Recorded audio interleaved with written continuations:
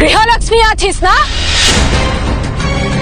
তোর মানে বহুত কষ্ট আছে, বহুত বড় ভুল হয়ে গেছে। পুলিশ অফিসার রাহির কাছে সবকিছু প্রমাণ দেখার পর হ্যারিকে নির্দোষ বলে ছেড়ে দেয়। অফিসার বলে, আপনার মতো দিদি যেন বাংলার ঘরে ঘরে থাকে। রাহি বলে, এই অপরাধীর শাস্তি তোকে পেতেই হবে তিতলি, যেখান থেকে হোক আমি তোকে খুঁজে বের করবই।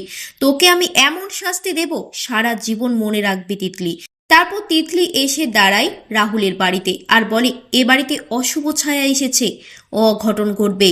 টিনটিন এমন ছদ্মবেশী সাধু দেখে ভিডিও করে।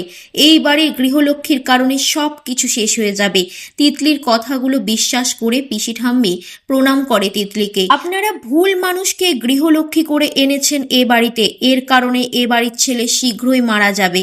ভিক্টর বলে, দরজা খোলা পেয়ে ঢুকে পড়েছেন, ভিখিরি মনে হচ্ছে, দাঁড়ান 2-5 টাকা নিয়ে এখান থেকে বেরিয়ে যান। এ কথা শুনে ভিক্টরের চোখে মুখে ধুলো ছিটিয়ে দেয় তিতলি। কনক বলে, এ কি, আপনি কে?